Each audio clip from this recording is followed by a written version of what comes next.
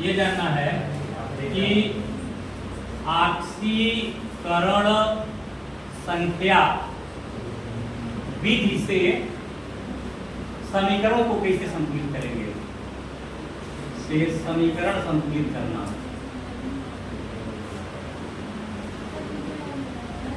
संतुलित करना आसान है, कोशिश करने वालों की कभी हार नहीं होती। तो बहुत पहले से पढ़ते आ रहे हो। बड़ा सा समीकरण ले रहे हैं क्योंकि अब हम लोग इतना तो जान चुके हैं कि समीकरण को कैसे तोड़ा जाएगा, इतना जानकारी जरूर हो गया है। ले रहे हैं K2Cr2O7 को H2SO4 के साथ अब क्रिया करा देंगे और प्लस FeSO4 का अपचयन कराएंगे।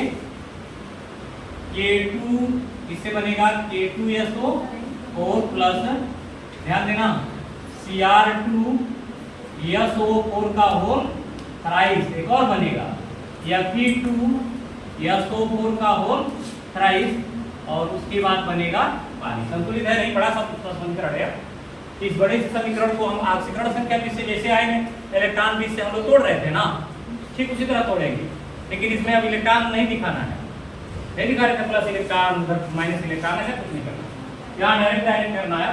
जैसे आपने लिखा K2Cr2O7 प्लस के बाद जगह छोड़ दे रहा हूँ और यहाँ उठा रहा हूँ K2SO4 प्लस Cr2SO4 का होल थ्राइस, और एक पानी वाला भी पोर्शन यहाँ लेना पड़ेगा क्योंकि पानी से इसको संतुलित करते हैं। K2 तो देखोगे संतुलित हो चुका है, Cr2 संतुलित हो चुका है, ऑक्सीजन को संतुलित करना यहाँ 7 भर दे रहे हैं, और इस सल्फेट को लाने के लिए H2SO4 यहाँ ला दे रहे हैं।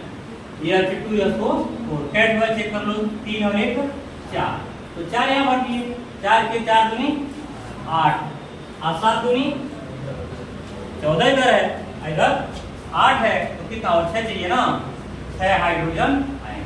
अब हमें ऑक्सीकरण संख्या गेस करना है, तो याद है इसका ऑक्सीकरण संख्या 6 होता है, प्लस 6 होता है, 7 में 14 है ना, तो 14 में से 2 घटा देंगे ना, तो 12 होगा। 75 करेंगे तो 2 से काटेंगे तो 4, 2 गुणा कर देंगे तो रास्ते में होगा 12 ही रहेगा ही।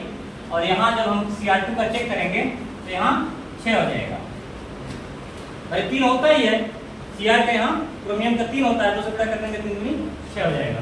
तो 12 से 6 हो रहा है, तो यहाँ लिखना है ऑक्सीकरण संख्या में कमी है क्या दिखता, कमी दिख रही है, 12 से 6 होना नंबर कमी, कितना इकाई की 6 यूनिट।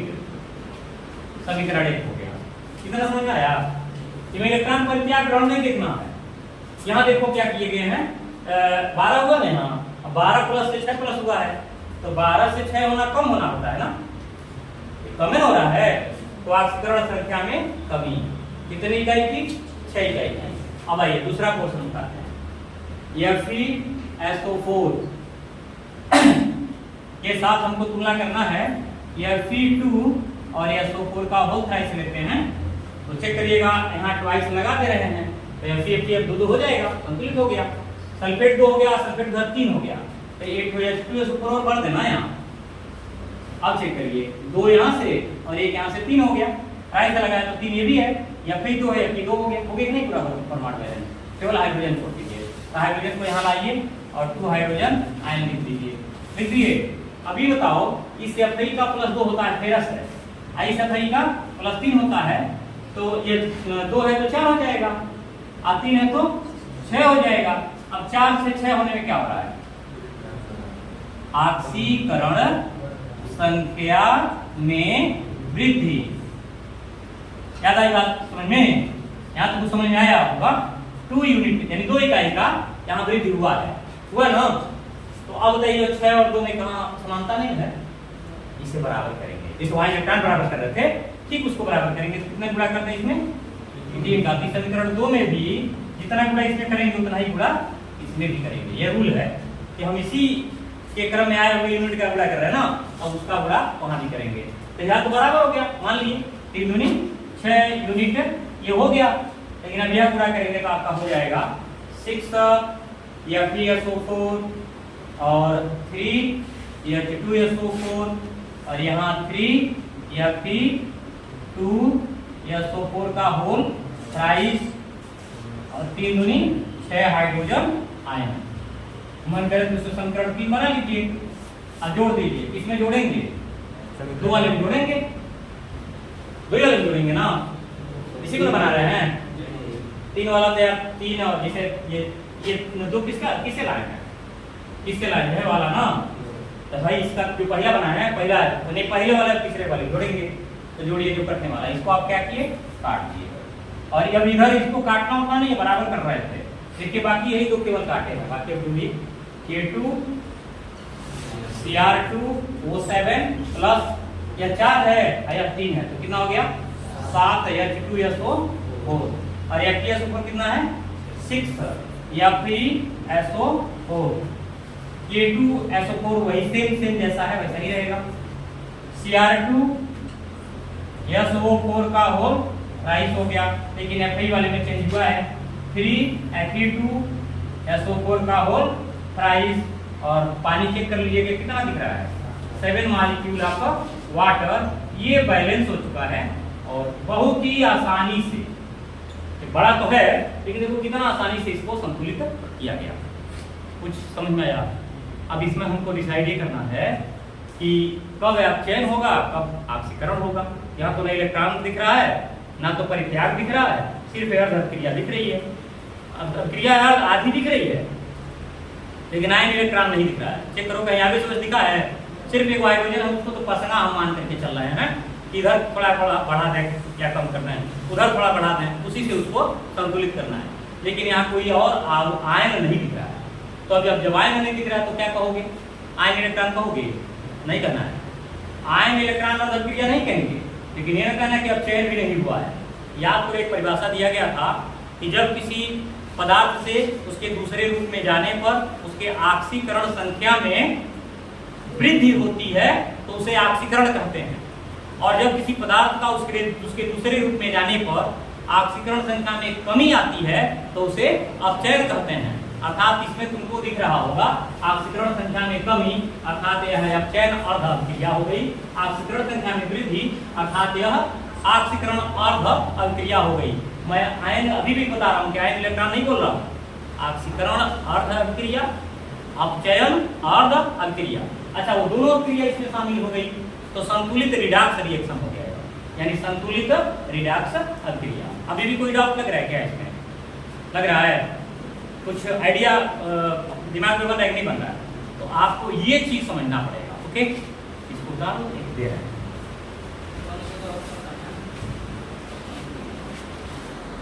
तो यहाँ जो है CuS की अभिक्रिया हमें HNO3 से अगर करानी है तो क्या बनता है तो तुमको पता भी है। CuNO3 का whole twice plus NO plus H2O plus S, ये नहीं मिला था तुमको। इसे संतुलित अगर करते हैं ऑक्सीकरण संख्या विधि से, इनका भी खंडन वैसे ही करेंगे। CuS ले लिए, यहाँ हमको लेना पड़ा CuNO3 का होल ट्वाइस और साथ में S भी ले लिए। अब क्योंकि नाइट्रेट को संतुलित करना है तो मजबूरी है यहाँ HNO3 को भरना। यहाँ 2 मॉलिक्यूल लगा दिए, सल्फर एक है, कॉपर एक है, नाइट्रेट एक हो गया, हाइड्रोजन 2 एक्स्ट्रा बढ़ गया है तो यहाँ तो हाइड्रोजन मैं भी बढ़ा ले रहा हूँ। और सल्फर का ऑक्सीकरण संख्या चेक कर रहे हैं, सल्फर का यहाँ ऑक्सीकरण संख्या -2 होगा।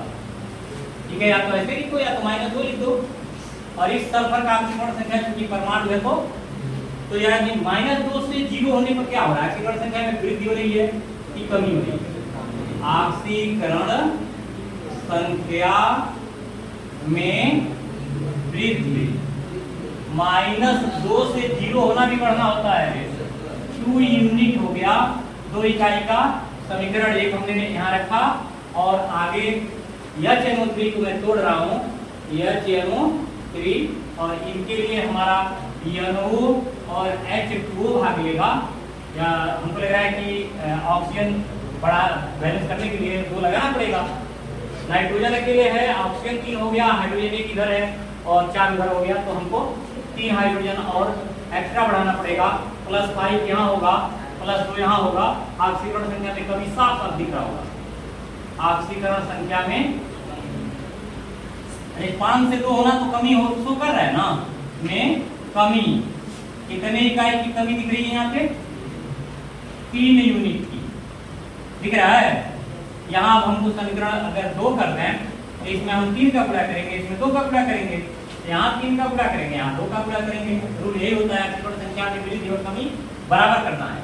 तो ऐसी परिस्थिति में जो 3 का गुणा आप कर रहे हो तो यहाँ हो जाएगा 3CuS + 6HNO3 और इसके साथ हो जाएगा 3CuNO3 का whole twice plus 3S + 6 hydrogen ion, और 2 से गुणा कर रहे हैं तो हो जाएगा 2HNO3 + 6 हाइड्रोजन आयन, उसके बाद है 2NO + 4H2O। ये दोनों होने के बाद हमको यहाँ जोड़ देना है। तो जब जोड़ेंगे तो यह और यह खत्म हो जाएगा, बाकी और कुछ नहीं खत्म करना। और लाओ जोड़ दो, 3CuS + 6 और 2 मिला के कितना हो जाएगा?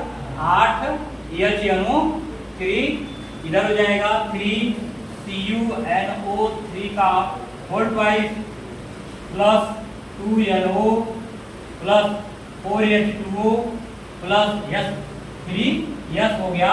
अब जाके यह बैलेंस हुआ। इस तरीके से इसे चाहो तो संतुलित कर सकते हो, ठीक है ना? इसे संतुलित करके देखो।